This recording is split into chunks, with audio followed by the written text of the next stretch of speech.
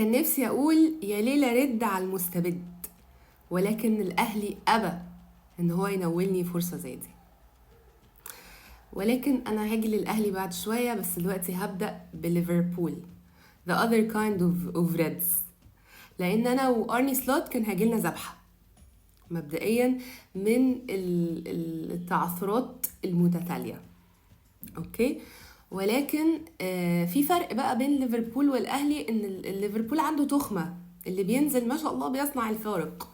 هو اصلا بيلعب كويس، بس تحس الهجوم النهارده كان مش شايف. كان في الفريق التاني كان عامل طلاسم على المرمى بتاعه، فليفربول ما شافش القرارات كلها اللي بتتاخد في منطقة الجزاء. كانت غريبة.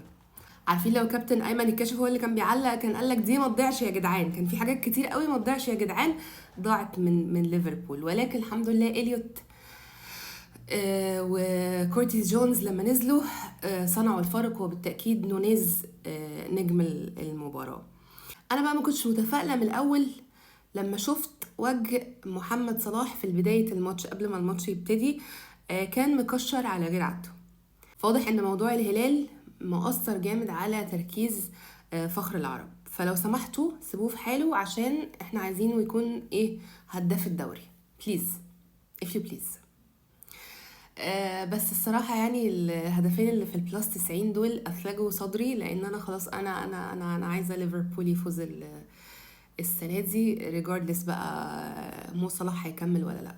فبليز يعني نولوني هذا القدر البسيط من السعادة، عشان زي ما انتم شايفين الدنيا عاملة ازاي. فده بالنسبة لليفربول. بالنسبة للأهلي بقى هلاقيها منين ولا منين؟ حنكشة كولر، ولا قرارات اللعيبة، ولا الحكم؟ اهو ده اللي صار. في ايه يا صار؟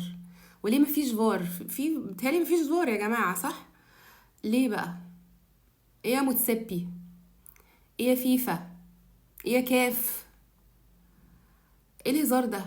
ايه التهريج ده؟ انا عمري ما شفت الاهلي مغلوب على امره ومهلهل بالطريقه دي. اوكي، فريق اورلاندو بايرتس فريق كويس، لا هو فريق خطير ولا منظم قوي ولا اي حاجه، ولا شرس هجوميا ولا اي حاجه ولا اي شيء.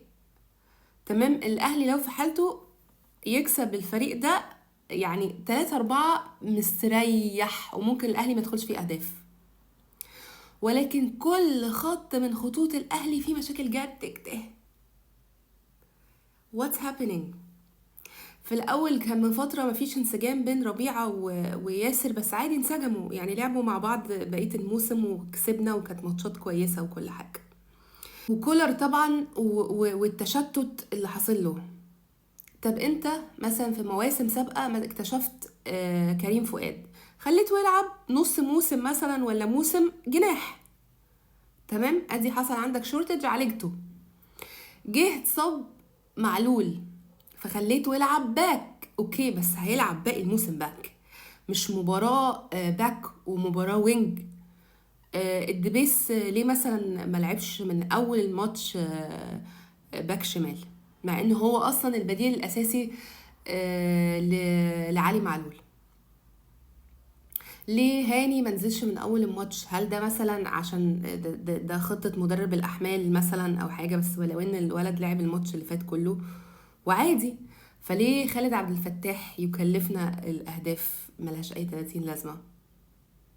ولسه وما يحصلش انسجام بقى، ولسه انا هتعود مين اللي ورايا وهيباصيلي ازاي وكذا. واللي فوق ده كله انا صعبان عليا اللي بيحصل في وسام.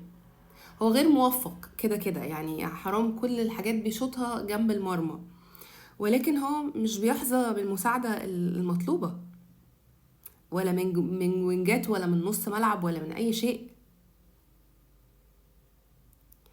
فالاهلي شكله غريب قوي في الملعب، يعني الواحد مبقاش اكسايتد على ان هو يتفرج الماتشات اصلا.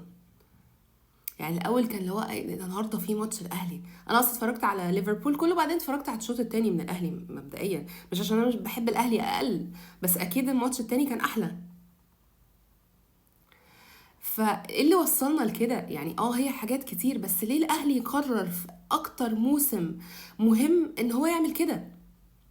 كإدارة ما تجيبش صفقات، اللعيبة اللي مشيت، الفريق فضي مفيش، ما عندكش دكة اصلا، مع ان انت طالع من انتصارات كبيرة وخزنة مليانة. فايه اللي حصل؟ ليه كده؟ ليه توصلونا لده؟ حاجة غير متوقعة وغير مفهومة بالمرة.